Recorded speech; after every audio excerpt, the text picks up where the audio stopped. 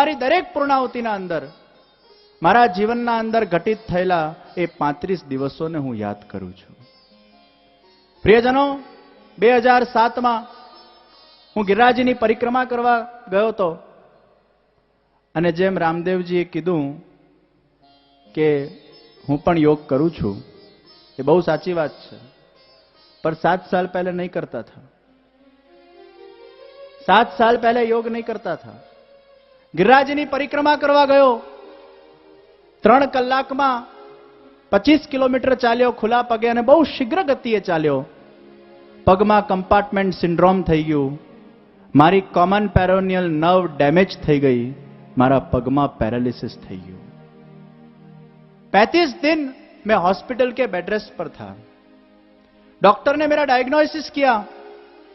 Doctor ने कहा जे आप थोड़ा लेट आते तो आपके पैर में गैंग्रीन इतना फैल गया था क्योंकि ब्लड वेसल के ऊपर प्रेशर आ गया था और मसल्स को खून पहुंचना बंद हो गया था.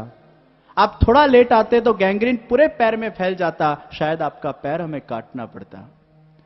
भगवान ने बहुत सही समय पर हमारे पास आपको भेजा है. प्रियजनों, 10 દિવસ સુધી મારા ઘૂંટણથી લઈને મારા એન્કલ સુધી આખો પગ ખુલ્લો હતો. આજે પણ મારા ડાબા પગમાં 36% છે અને 10 દિવસ સુધી એમાં ઉઝિંગ નીકળતું હતું. પછી ડોક્ટરે સ્ટિચेस લીધા અને કીધું, आपके पैर को तो हमने बचा लिया है लेकिन आपकी नस को हम नहीं बचा पाए हैं. आपकी नस पूरी डैमेज हो चुकी है. મારો પગ પેરાલિસિસ થઈ ગયો હતો.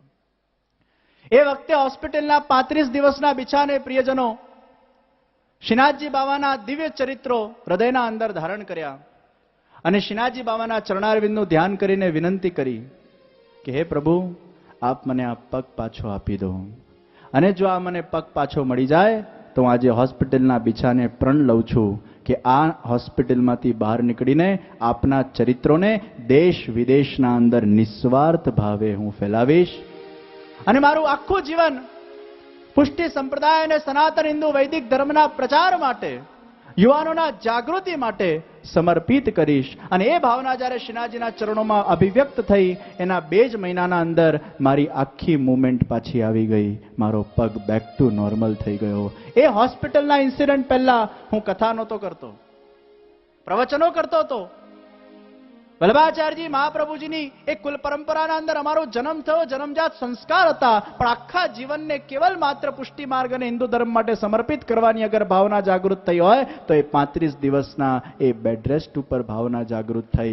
और वो 35 दिन अगर मेरे जिंदगी में नहीं आए होते तो आज आपके सामने आचार्य पीठ पर बैठकर मैं आपको ये श्रीनाथ जी चरितामृत का रसपान नहीं कराता होता.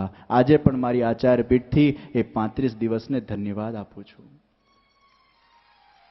प्रियजनों, ये 35 દિવસમાં વલ્લભ યુથ ઓર્ગેનાઇઝેશન ને સ્થાપના કરવાનો એક વિચાર આવ્યો.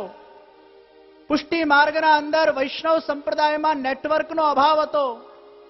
આજે બ્રહ્માકુમારીઝનું એક નેટવર્ક છે, આજે ઇસ્કોનનું એક નેટવર્ક છે, આજે સ્વામિનારાયણનું એક નેટવર્ક છે, આજે આર્ટ ઓફ લિવિંગનું એક નેટવર્ક છે, આજે ચિન્મયા મિશનનું એક નેટવર્ક છે. અમારા પુષ્ટિ વૈષ્ણવ સંપ્રદાયમાં ઇન્ટરનેશનલ નેટવર્ક વાળી કોઈ ઓર્ગેનાઇઝેશન નથી.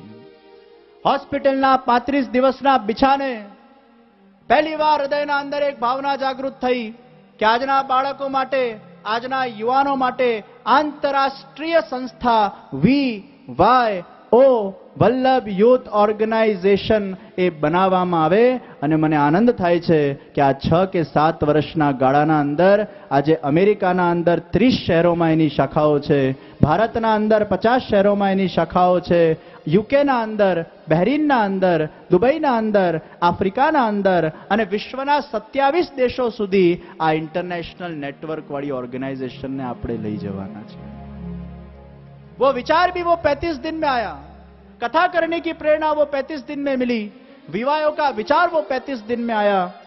મને ગાવાની પ્રેરણા હોસ્પિટલે કરી, મારા અંદરનું કવિત્વ હોસ્પિટલે સુજાડ્યું. પ્રિયજનો, એ 35 દિવસના જે કષ્ટ ભગવાને આપ્યું એમાં જીવનનું આખું પરિવર્તન થઈ ગયું. બસ ત્યારથી આ યાત્રા ચાલે છે. દેશ વિદેશના અંદર અનેક પ્રકારની આવી કથાઓના માધ્યમથી બસ લોકોના હૃદયના અંદર ભક્તિ જાગૃત કરવાનો એક પ્રયાસ છે.